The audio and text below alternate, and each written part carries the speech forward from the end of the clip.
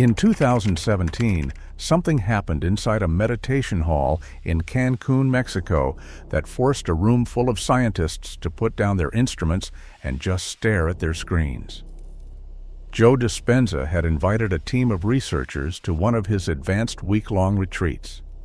They brought EEG machines, heart rate monitors, and blood panels, everything you would find in a clinical research setting. They had been measuring meditators for days.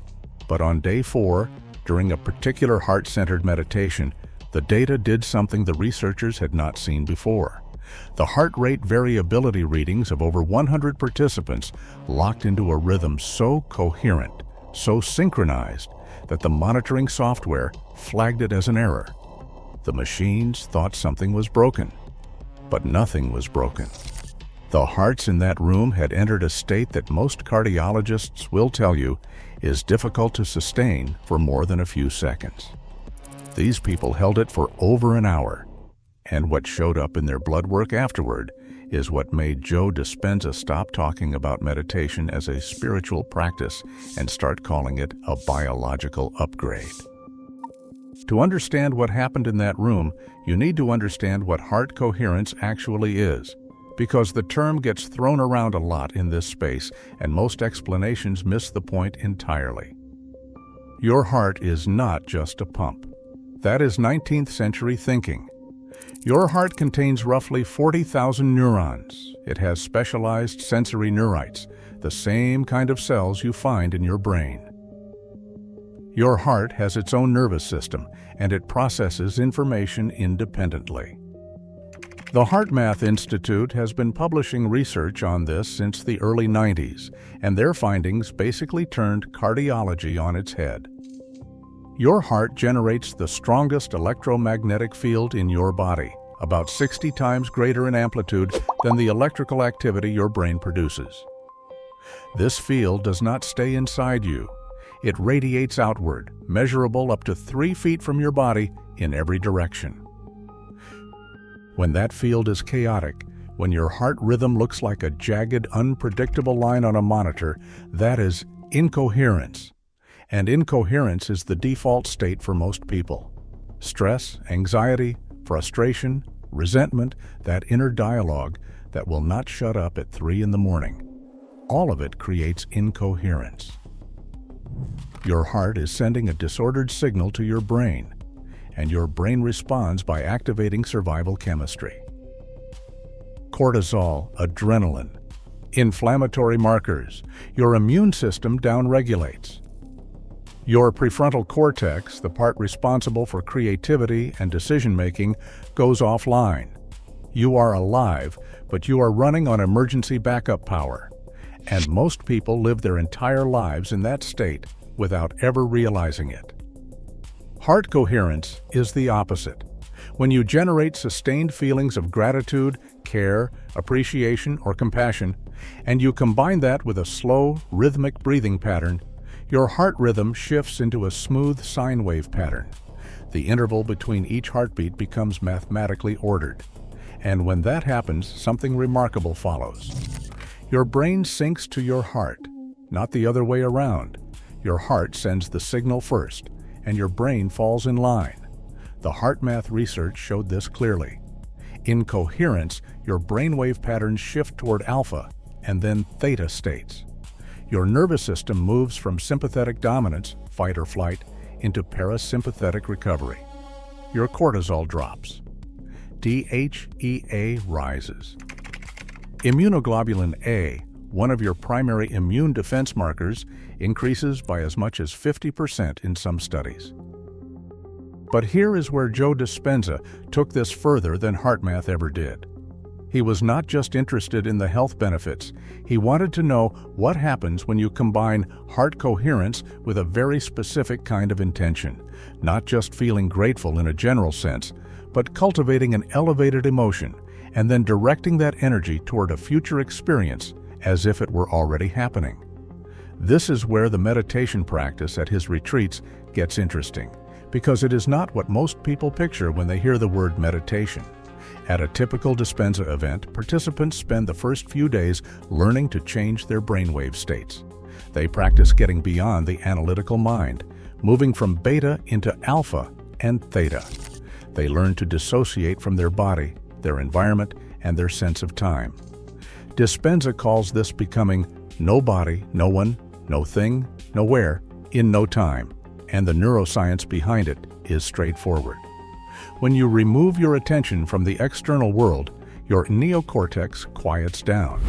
The default mode network, the part of your brain responsible for your sense of self and your internal monologue, starts to deactivate. Once people can reliably reach that state, Dispenza introduces the heart-centered meditations. And this is where the measurements started getting strange. In those meditations, participants are guided to rest their attention in the space around their heart. They are instructed to build an emotion, a genuine felt sense of gratitude or love or joy, not for anything in particular, but as a sustained state of being. They breathe slowly and rhythmically. Then they are told to radiate that energy beyond their body, to broadcast it into the field around them. Researchers measuring this observed something consistent across hundreds of participants. When the heart entered coherence and the brain simultaneously dropped into theta, there was a measurable spike in energy in the space around the body. The amplitude of the heart's electromagnetic field increased, in some cases significantly, and the blood work told the rest of the story.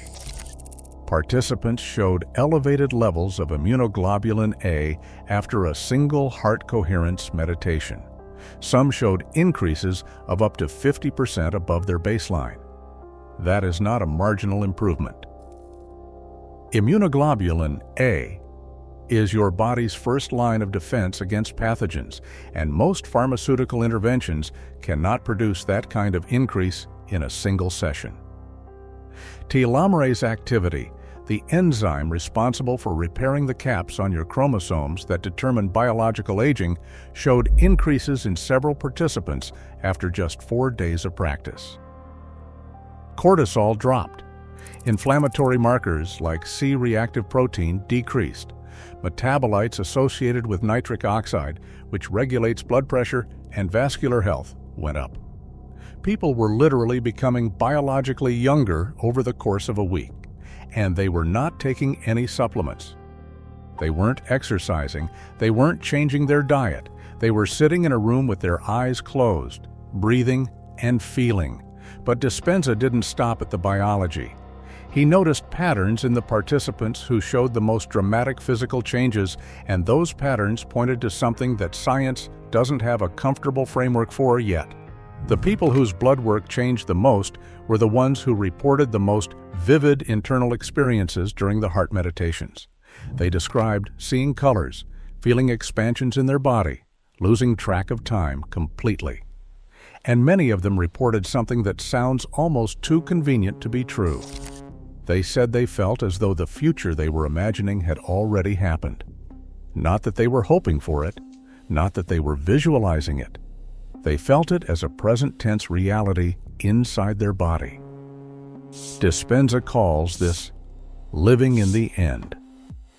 It's the same language Neville Goddard used decades ago, but Dispenza was now measuring what that state looked like on a brain scan and in a blood panel. When someone generates an elevated emotion and combines it with a clear intention, and their heart is in coherence while their brain is in theta, Dispenza argues that the body doesn't know the difference between the real experience and the imagined one. The body responds to the internal event as though it's already happening. Neuropeptides flood the bloodstream. Gene expression changes. The autonomic nervous system recalibrates. You're not just thinking about a new reality. Your biology is living in it before it arrives. And this is where the skeptics check out, which is fair, because the next part requires you to hold two ideas at once. The first idea is well established. Your internal state affects your biology. Decades of psychoneuroimmunology research confirm this. Stress kills. Elevated emotions heal. That's settled science at this point, even if your average doctor does not talk about it much. The second idea is more uncomfortable. It is the suggestion that your internal state does not just affect your biology, it affects the events and circumstances that show up in your life. That the electromagnetic field your heart produces, especially in coherence, does not just influence your own cells. It interacts with the field of energy and information that everything exists within.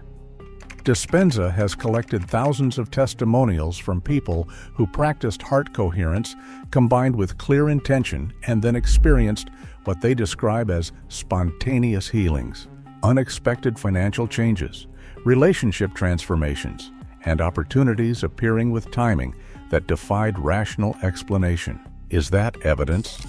Not in the strict scientific sense. Testimonials are not controlled studies.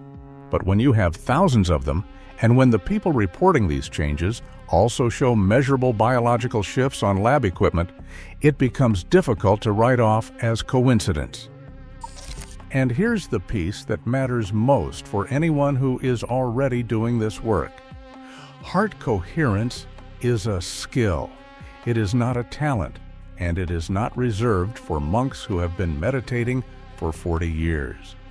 Research out of HeartMath and from Dispenza's own retreats shows that people can learn to generate coherence in a matter of days with consistent practice. The challenge isn't learning the technique. The technique is simple. Slow your breathing, move your attention to your heart, cultivate a genuine, elevated emotion. Hold it. The challenge is doing it when your life is falling apart. The challenge is generating gratitude when you just got laid off. The challenge is sustaining love when your relationship is breaking down.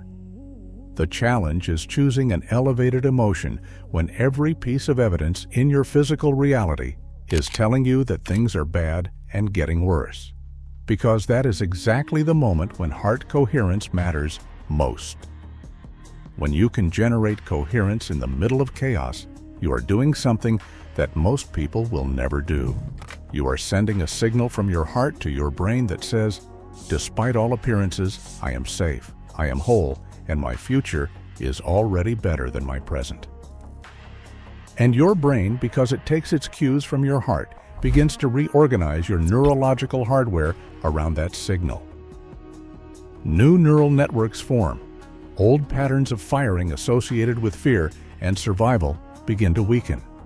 The brain starts looking for evidence in the environment that matches the signal the heart is sending. And this is not mystical. This is your reticular activating system doing exactly what it was designed to do, filtering reality through the lens of whatever state you are broadcasting.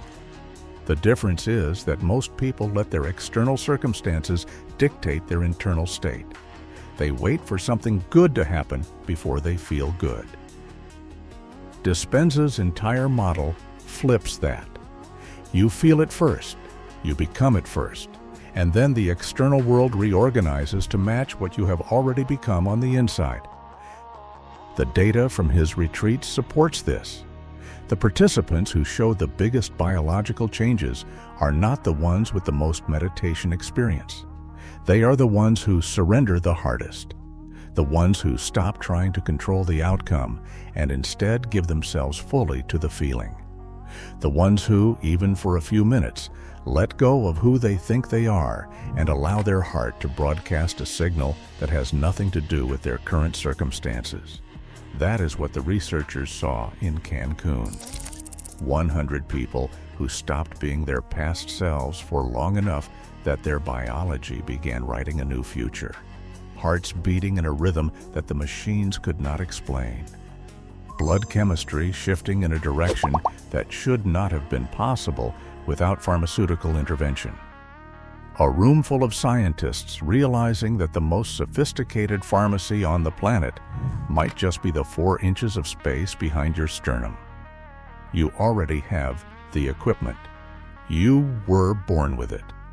40,000 neurons wrapped around the most powerful electromagnetic generator in your body, capable of sending a signal so coherent that it rewrites your genetic expression, rebuilds your immune system, and, if you believe the thousands of people who have done this work, rearranges the circumstances of your life to match whatever frequency you have the courage to sustain. The only question is whether you will use it, not once during a meditation when the music is perfect and the room feels right, but tomorrow morning when the alarm goes off and the weight of your old life is sitting on your chest before your feet even hit the floor. That is when the real practice starts, and that is when your heart has been waiting for you to show up.